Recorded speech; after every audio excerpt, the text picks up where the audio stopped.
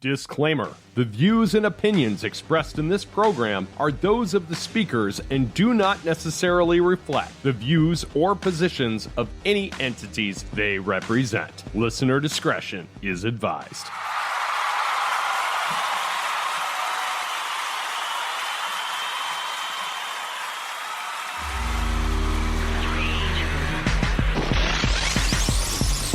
Finding Your Power in the Arena of Adversity. That is the title of a TED Talk given by my next guest, who not only believes in the mindset that he shares, but he has also lived it and continues to live it.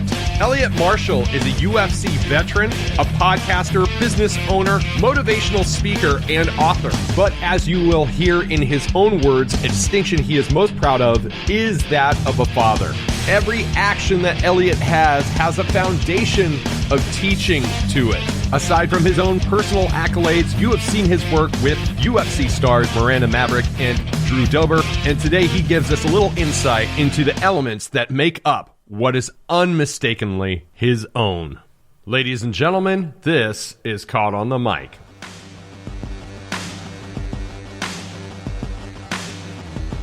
So, ladies and gentlemen, I got to pull the curtain back a little bit on the podcasting world. I am a nerd.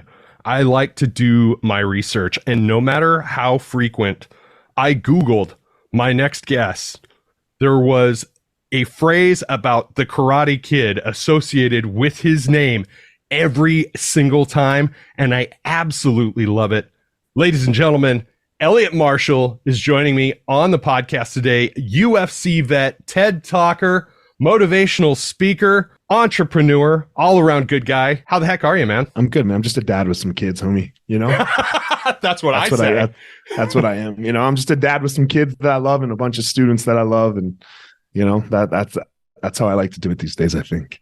That's amazing. I think that's kind of how we live a fulfilled life, is just finding our purpose, our why, and leaning into that, and everything else is just shit that we do. Yeah, it can get muddy though, right? Like I've made mine so muddy because my why is teaching, right? I love to teach. That's my purpose. I'm a teacher.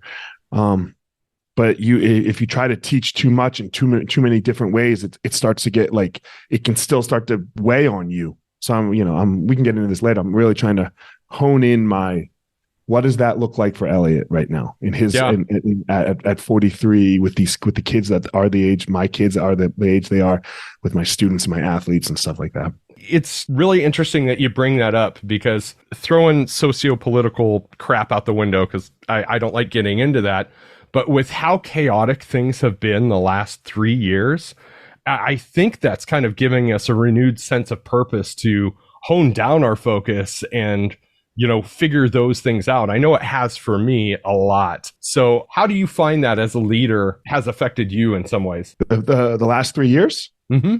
I'm good. Like, yeah. Like, what, like it's like the last 3 years haven't done it. My history has done it in my life, like where I came, like what I came from. That's what did it. The last 3 years hasn't done shit. Like, to be completely honest, it sucked. It's not like I was like, cupcakes and rainbows here, but like, that's just work. That's just work. Right. Absolutely. Like, what makes me mad about the last 3 years is like, look, man, mask, no mask, blah, blah, blah, whatever. Shot, get the shot. Just shut the fuck up and get to work. Go ahead, wear a mask. Go ahead, wear a mask. Go ahead, get the vaccine. I'll say I got the vaccine, because the reason I did is because my doctor, who I've been trusting for the last 21 years, told me to do it. Who the fuck am I to say, yeah, you know what? I'm going to go a different way on this one with you. I love that. I love that, man. And that's the thing. Like, grown men and grown adults should not be bothered by the activities of other grown men and grown adults unless it's hurting somebody. Right. Until it's impeding upon your personal space. Yeah. Unless it's hurting somebody, now look, you can make that argument with the vaccine thing, but put that aside. My biggest thing is I choose the people I trust and I love. Mm-hmm. And then I just ride with them. But my skills, let's say I'm a black belt at jiu-jitsu. right? That's not transferable to politics. That's not transferable to medicine. That's not transferable to anything else. It is in the realm of Brazilian Jiu-Jitsu and fighting. This is where my expertise lies, right? Yes. It doesn't make me all of a sudden be like with the doctor thing. He told me to get it. I have 3 friends that are doctors. They said, get it. I've asked them questions for the last, like I said, 21 years of my life. So why would I go? Why would I roll different now? I love the fact that you leaned into the whole concept of your life experience actually being more impactful and bringing you that sense of experience and where you're at now in life. So without further ado, why don't I just pass it off to you, introduce yourself, and let's start talking about your origin story a little bit. Yeah, like I said, I'm just a dad with a couple kids right now that's done some shit, but everyone's done some shit. Like everyone has a life that they live, and mine's not better or worse than anyone else's, right? Like I've had amazing luck in my life, and what I like to call luck is that my hard work, the ability to work hard, which I have, has actually paid off, right? Because there's so many people who work harder than me, but only for food and water. Right? For food and water, and that's it. And that's all that their hard work pays is like the bare minimum of survival because of where they're born or their parent, like a whole host of things, And obviously, yes, of course, it's possible that they can get out and all that, and everyone, in our industry and like MMA, everyone goes, oh, look at Francis Ngannou, what he did. Yeah, but we don't talk about the 100 dudes that died alongside of him. Right. Like he didn't have anything to do. Like the bullet shot the guy next to him. That was nothing other than luck. Right. Like if he happened to be standing next to the other guy, like switch spots, then he's dead. That guy's not. And right. Like, so his hard work, his massive hard work paid off. 100 people died. Right. He could have easily been one of those people. So there's just a lot of luck in that. And then he capitalized. Great. I love him. He's the man. He's the greatest heavyweight fighter. But that's what I've had in my life. And a lot of that came out of suffering, right? My dad's black, and my mom, her parents, my grandparents, who I spent a massive amount of time with, were Holocaust survivors. Oh, wow. And you got to rewind now. So this is 1980. So that means my dad grew up in civil rights, right? No, not the same water fountains, not safe, all that stuff. So this thought that the world isn't safe was super prevalent in my childhood. Because for every single person that I knew, the world wasn't safe. Right. So, and then it started to come true for me. I had no friends. When we moved to, when I was 8 years old and we moved to the town that I grew up in, for the most part, we were building our house. They spray painted our house. Nigers, Nigers, swastikas, kikes go home. They started to get the N-word right after a while, and it wasn't just one time. This was constant. Right, like my house getting vandalized. I was allowed to go play outside of some kids' houses, but if everybody went in to play video games, I wasn't allowed to go in the house. So, and this was just my life. But it's also what was told to me, right? They're like, look, they hate us, and I was a big they because there weren't too many other black Jews, right? Like me, Sammy Davis Jr., and my sister. So. I just didn't fit in anywhere except for one place, and that was my karate school. And I started karate because I saw the Karate Kid. I did the dumb crane kick thing, right, in 1986. I kicked the lamp, and my parents were like, let's put you in karate. You're old enough to remember the Yellow Pages for your listeners. So the Yellow Pages was pre-Google and the internet. Like the white pages that had personal people's phone numbers in them, and the Yellow Pages had businesses. So when we Googled, I saw the guy doing a flying kick, and I was like, oh my God, he can fly. That's where I want to go. So I signed up, and I fit in there. I was good there. They were nice to me. That was like my safe space. That put a massive amount of pressure on me, right? To get good at karate. And I did. Definitely. And then, fast forward, I still have no friends. It's, 2 friends, basically. All came from karate, or, Or, there's one kid in my next door that I was allowed to, that I played with. Fast forward to 1998. Yeah, no, 97. Sorry, 1997. We're at the national tournament for my style of karate, and my buddy who I did karate with, he we trained at the same school. He dodged the adult division. He did the old man masters division. And it was point karate. So you spar your friends all the time. It didn't matter. Right. And I was like, you scared pussy. What are you doing going fighting the old men? Come on. Let's go. You're good. Why are you doing this? You're 30. You just turned 30. And he's like, oh, you think I'm scared? He was like, yeah. He's like, come over to my house next Friday night. I was like, cool, done. So I go over to his house. I didn't know he knew jiu-jitsu. He whooped my ass. Whooped my ass. So and then I was like, I gotta learn this. Yeah. And mid to late 90s, it was limited to rec centers and high school gyms, and there were no schools anywhere. So they taught me a little bit, he taught me a little bit. He was a blue belt, just got his blue belt. So that was the summer. I go back to school that fall. I start talking about this a little bit, this jiu-jitsu stuff. Nobody knew. I said, it's like wrestling. And some high school wrestlers wanted to bully me. And, they were good. They were popular. A couple state champions. All right, let's make this dork feel shitty. Well, I whooped their ass. And in that moment, people were like, oh, Eliot.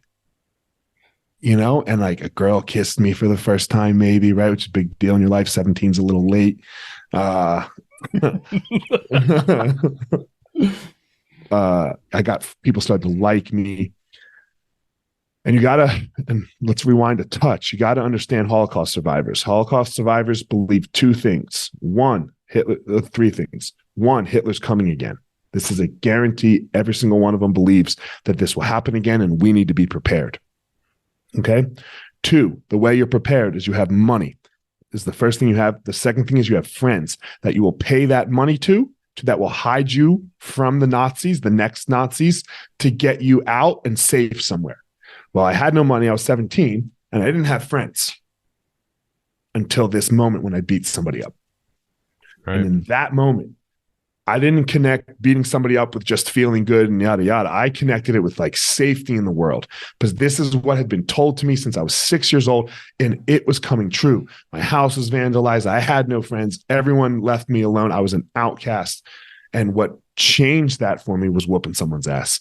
So I said I was going to fight in the UFC.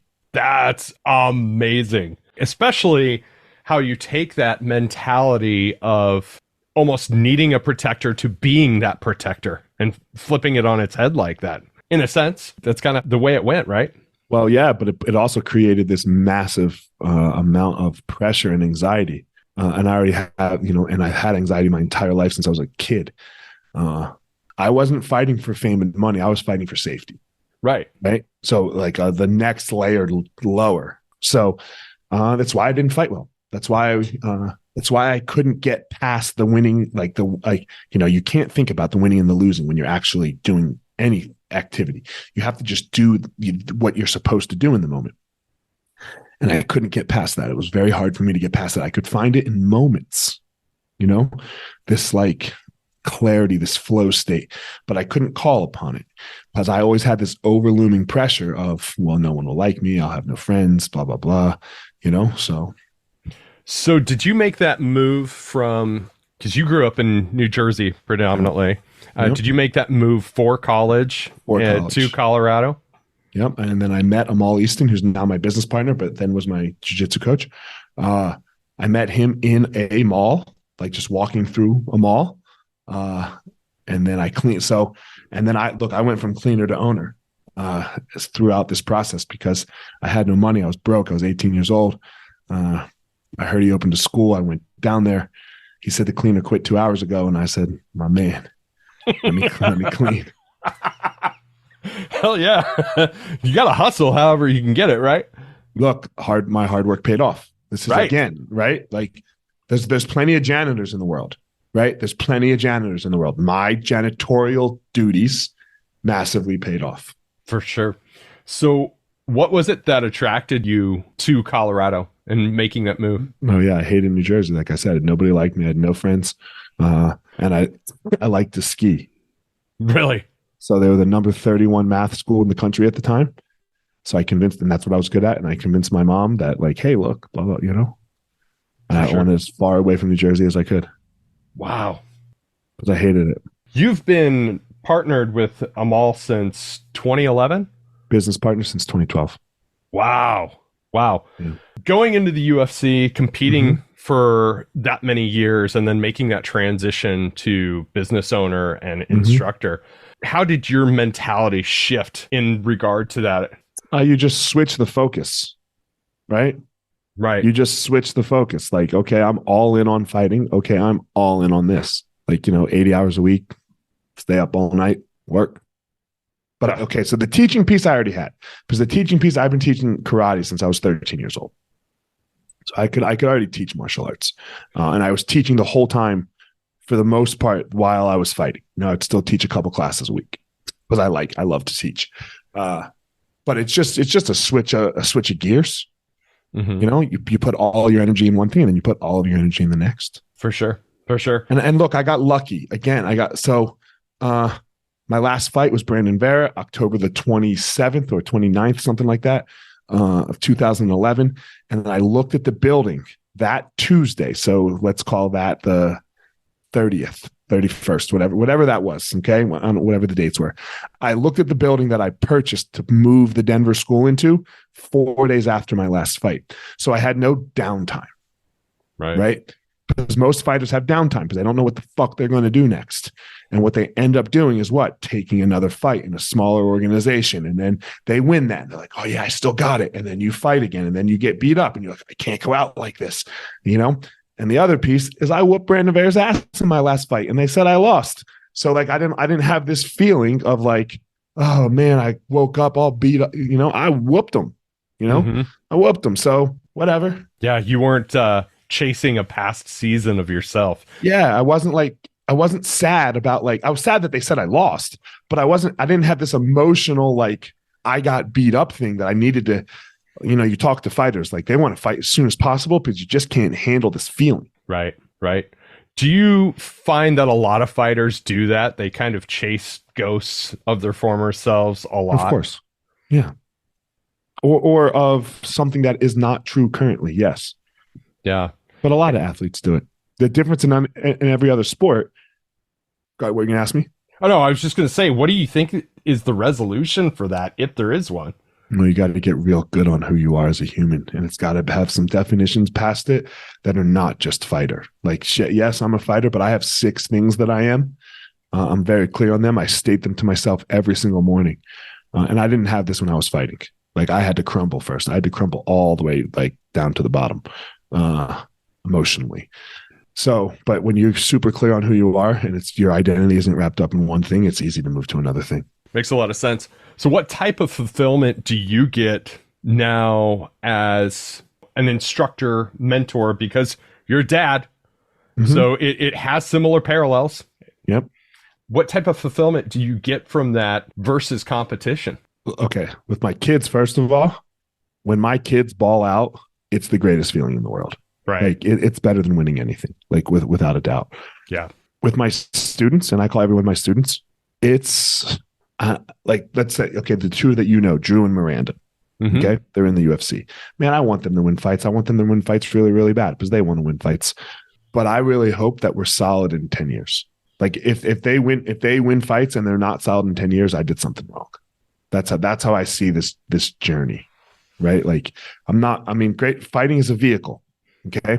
Fighting is a vehicle. But look, I talk to them about their finances. I talk to them about their emotional selves. Talk to them about about health. I talk to them about, their relationships if they need help with that. How to view that and move through that with another human. Drew just became a dad. We had a big discussion. He wanted to take a fight right away. He wanted to take a fight 4 weeks after the child was going to be born on short notice. And I was like, hey man, look, and I had to call him. I'm like, look, just one dad to another. first of all, are you broke? Because if you're broke, then okay, I could see that we have to take the fight. Okay. So the answer was no.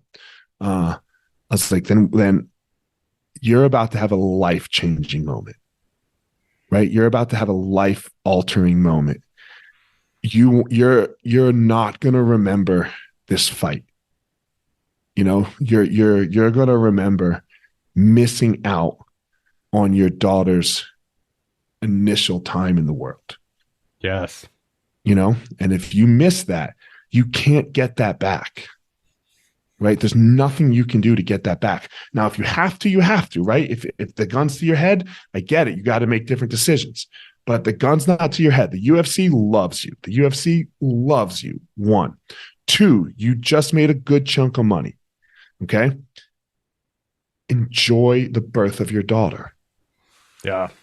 And you don't know how bad it can go. Right. Absolutely. It could go awful. It could go awful. And then what are you going to do? Right. That plays into something that I share with people that I mentor anecdotally all the time, is that time is this world's most valuable currency. And once you've spent it, you can't get it back. You're only going to experience firsts once. Yeah. So and you don't want to miss them. Like, that's one you don't want to miss. Right. Absolutely. Like, that is so much of a bigger deal to me than like marriage, for example. Marriage is cool.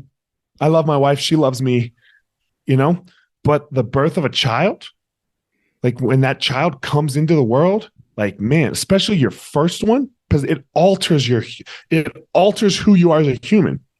Yes. I don't love my second child any less than I love my first, but my second child did not change me, right? Because I was already a dad. I already had to make all these shifts with who I was in my life and all, you know. The first one, man, you know, they give you that baby, you walk out of the hospital and you're like, yo, you fucking sure? Right. Yeah, dude. Holy shit. Okay. Whoa. Are you sure? Dude, seriously, just listening to you, I'm kind of getting lost in this because it's almost the same exact speech that I give. I get it all the time. I've got 4 kids. Yeah. Twin stepdaughters, they're 17. My daughter's 16. So I've essentially got 3 girls that are the same age. Okay. And then my son's 14. And, you know, all the time they're always like, Liz is your favorite. She's your favorite. And it's like, she's not my favorite, but she was my firstborn. And she was the one that changed how I view everything, how I view this world, how I view responsibility, how I view my behavior in this world. And the fact that she was also a girl, and not to like genderize the whole situation, it churns up a different level of respect that maybe I didn't have before. Dude, the girl dad thing? Yes.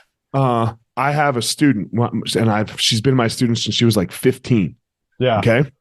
And then she dated my other really close student this whole time. Well, she just moved to Texas, okay, to train with Danaher. And I set that whole thing up for her. It's great still, right? She and I are amazing. Okay. But she's a 4-time world champ. This is what she needs. Okay. Well, she broke up with her boyfriend, who I also love, you know, but she's a single female in the world for the first time as an adult. Like, she hasn't had to deal with this. And I'm like a father to her. Like, her dad's in Spain, like, you know, so I'm the father figure. And I was on a plane the other day and somebody sent me a picture of her hanging out with some dude. And I was like, oh, shit, you know, like, fuck. Like, I was like, no, keep your shit together here, Eliot. Like, the dude actually is the one who sent me the picture. You know, because he knows that, like, I care about her a lot. And I think he was trying to say he was protecting her. And I was like, yo, right. like, you know, because he trains at the same school. And I was like, Anna, keep this out of the school. Like, I know you're going to date somebody. I know you're going to have sex with somebody, right? I'm not saying that, but don't do it in the school. Right. Like, but that just gets so muddy. And so I'm like on this plane and I'm like, I'm losing it. I'm tripping. I am tripping for like 5 minutes, you know? And then she sends me a text on the plane and goes, we're hanging out in a social setting. And I was like, oh, like, it just got, you know, like, because it was like a group of people, you know? Oh my gosh. Okay. But like, dude, this girl dad thing, man, fuck my life. Right. Oh, Right. That protective anxiety, you want to get up and pace around, or at least that's how I react. yeah. When I get shitty news or something, I get up, I like storm it. I just did this last night. My wife is like, why are you so pissed off? She goes, what the hell happened? Did you go in the other room and text some chick or something? And I'm like, no, I just got bad news from work and I'm fucking pissed, you know? Dude, this was like, and like, I'm going through my head. I like this guy, right? He's my friend now. And I'm going through my head. I'm like, man, he can beat me up. He's 22 years old. He's 290. He's better than me, right? I was like, so I can't beat him up. He carries a gun, you know, he lives in Texas. So like, I can't do that either. Like, what am I going to do if this goes south? And there's no reason for me to think that it's going to go south, right? Like, there's no evidence of this, like, you know, like none. This is all like my head. And I was just losing my mind. That's awesome. Stuck on a plane. I couldn't even get up, right? I mean, like I could get up, but I'm stuck in this tin thing flying in the air. Yes. Yeah. So is there a certain like attribute that, you know, taking the negative side of things out of it, but is there a certain attribute that kind of surfaces when you are mentoring somebody, because you mentioned that this guy is better than you, where you do hit the pinnacle of like teaching or coaching somebody that has exceeded your skill level to a certain degree? Well, she's better than me, right? She's better than me, you know, all like that's, and this is where I think a lot of teachers just mess up is they let their own egos get in the way, you know, they let their own egos get in the way. And then they just like, look, I'm 43 years old. Okay. I have butchered my body. I butchered my body for 20 straight years. Okay. I am an ex-pro athlete. That means you're not what you were. If I can't take someone that's young, 20, and make them better than me, then I suck. Right. I suck. Yeah. Right? You know, I'm a terrible teacher. Now, most people, I won't say suck, their ego gets in the way that they don't like, but in my opinion, they've created a culture in their martial arts school, for example, that is dog eat dog, where whoever's the toughest top guy is now like the top dog. Okay. Look, Amal's the top dog. I'm second. You know, he's the original teacher. He's my teacher.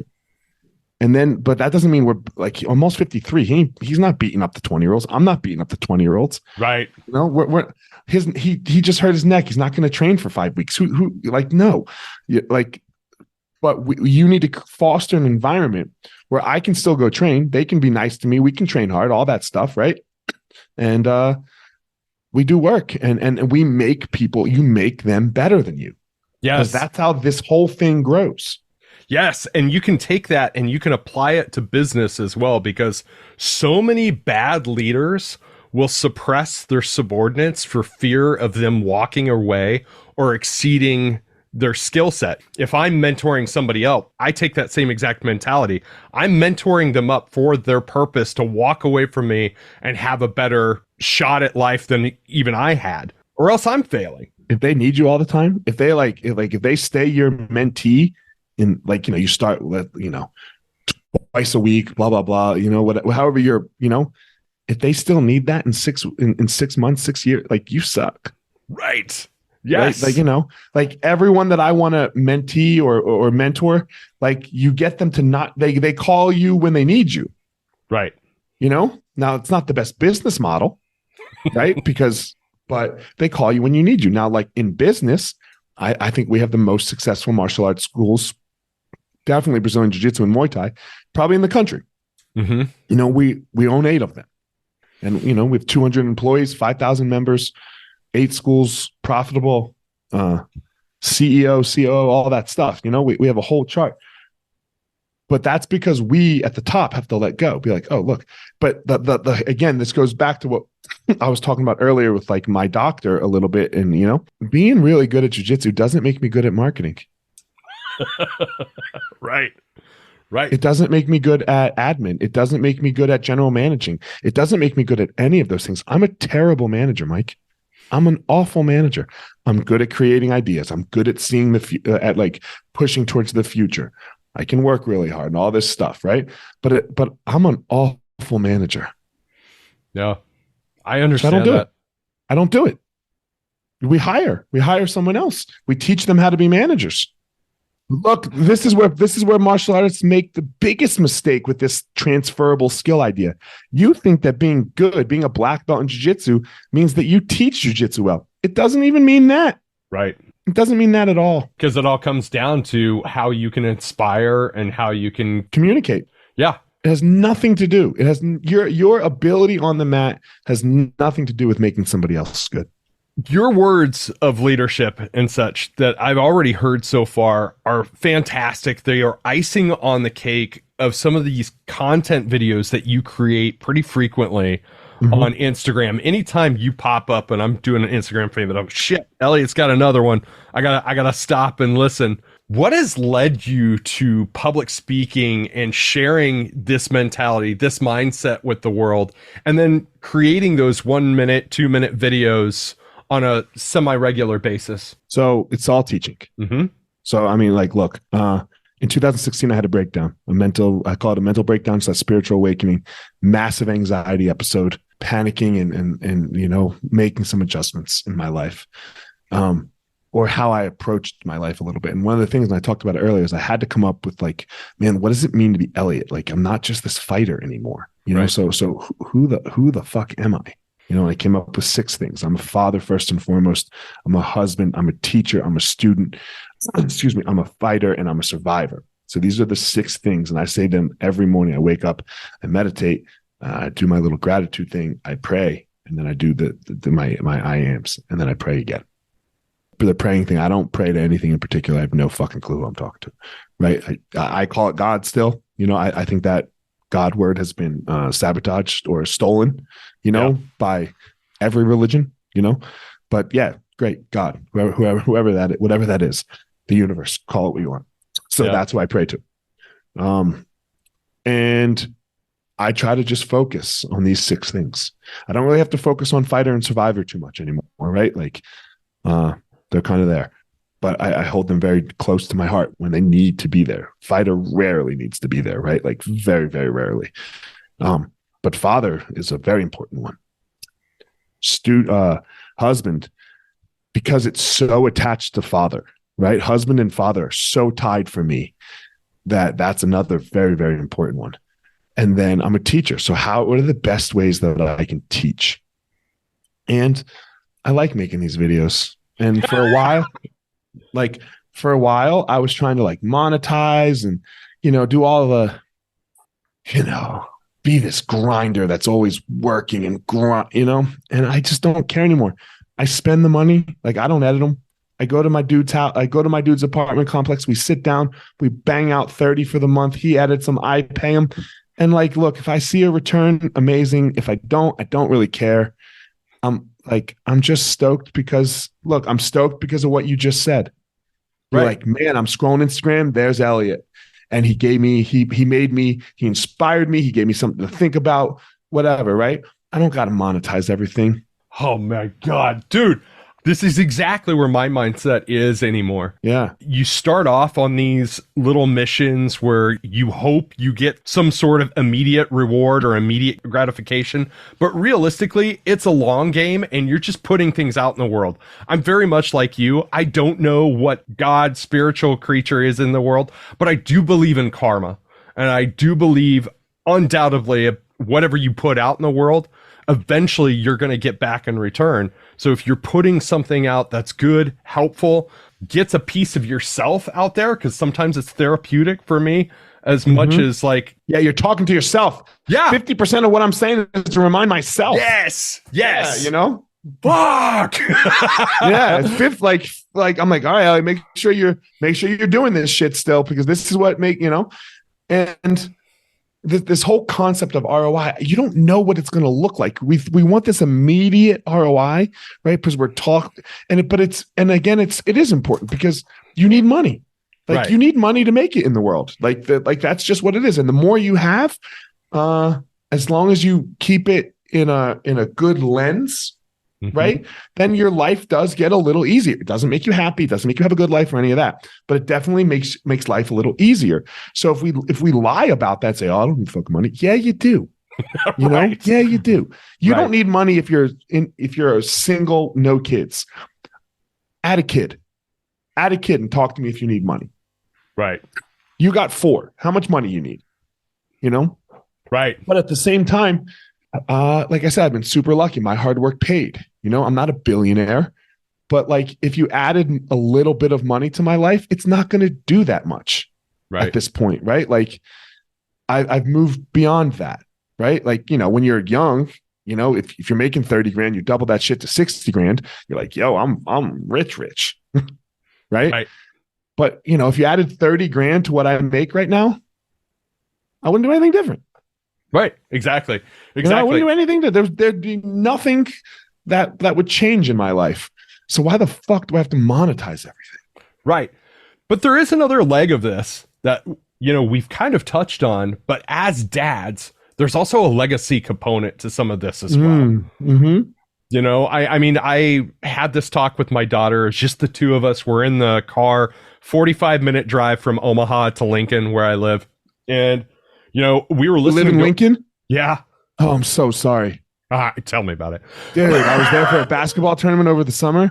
That place sucks, dog. Oh. Yeah. Oh, that's amazing. But yeah, we're listening to a podcast episode, and I asked her, I said, you know, part of the reason I do this podcast. And she goes, yeah, so we have something later on in life.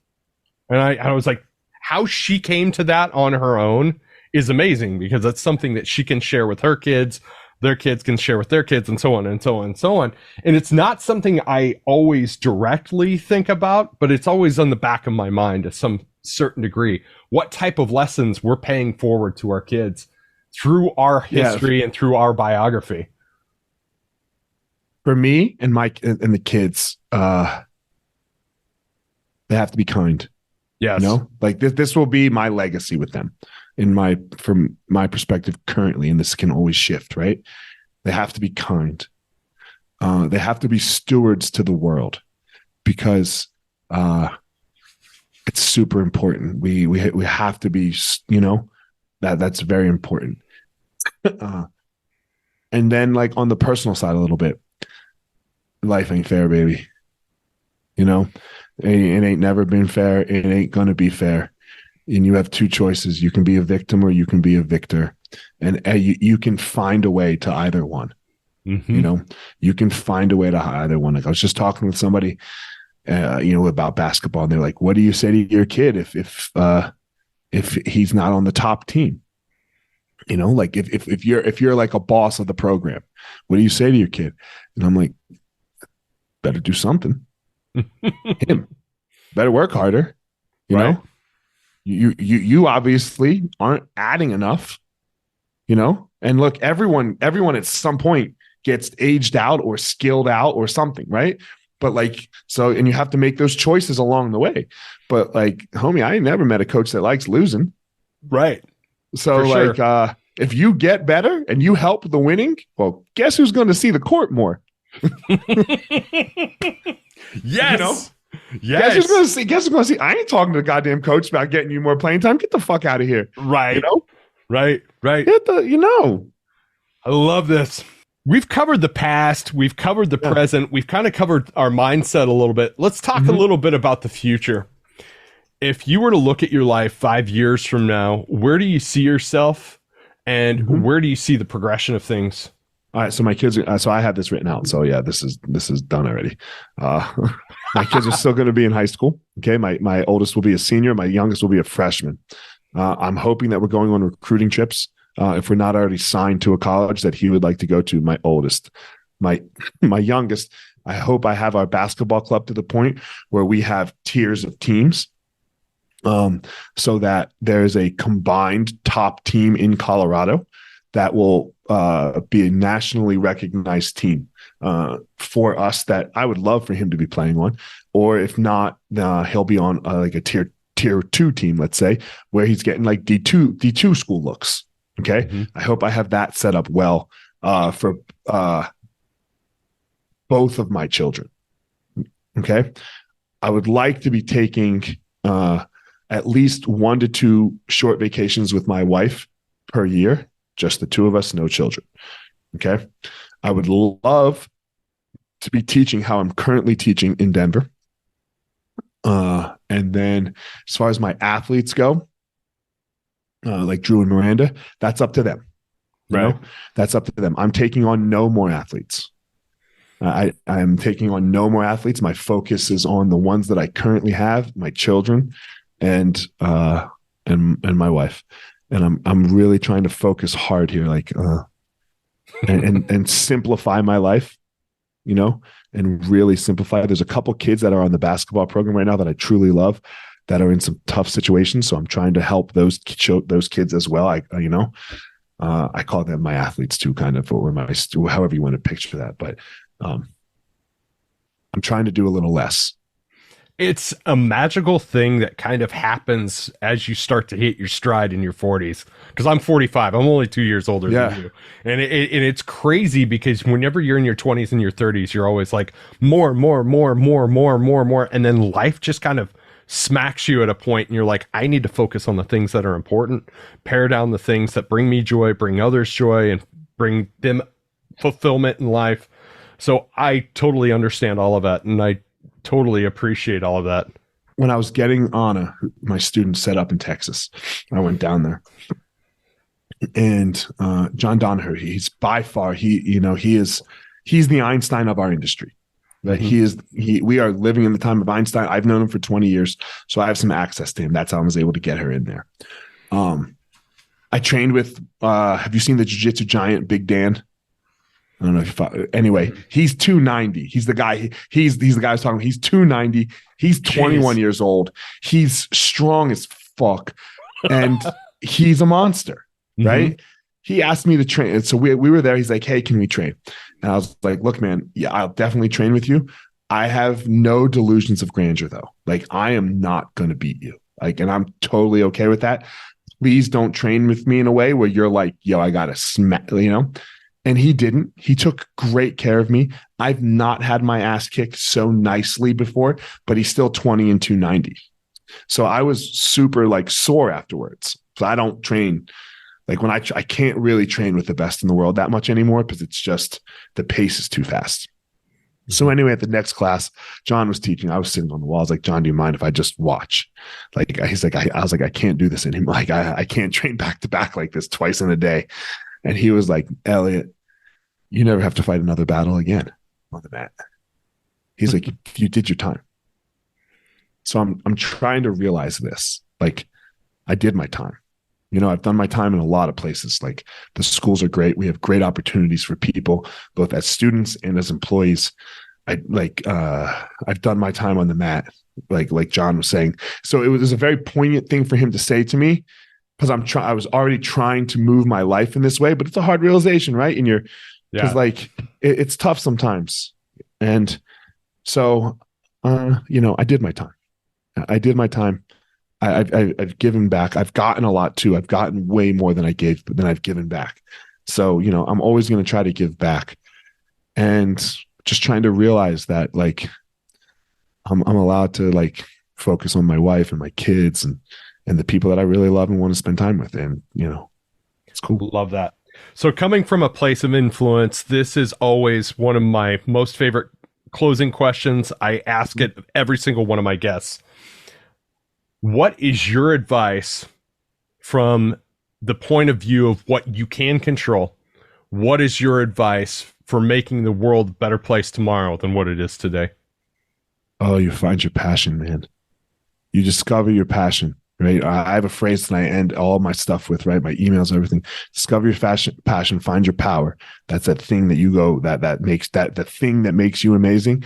And then you just go give that to the world. You just give it away. You just give it away. You just give it away. Watch what comes back to you. The world pays. The world pays for truth, right? So like if they like people pay to come to the school and learn from me, 70 people, 60 to 50, let's call 50 to 70 people every class I teach. Okay. They're not just paying for the jiu-jitsu. Okay. They're paying for the experience that they get when they walk in those doors, how it makes them feel, how I can make them feel, how the community makes them feel, what all of it is like. But that started with passion. That started with, like, from my perspective, let's say me loving martial arts. That started when I was 6 years old, and I can't do anything else. I can cook a little bit. I think I'm a decent dad. I think I'm a decent husband, but that's for other people to decide. Like, I don't get to say I'm a good dad. I can only work at it, do my best. My kids will say so. Right. So, but man, I've put everything I have in my life into these three things. You know, I can cook a badass steak too, but, so, you know, but I try not to worry about other shit. You know, I try like that. So do that. Find this thing that you love, and you have to realize how hard you're going to have to work at it.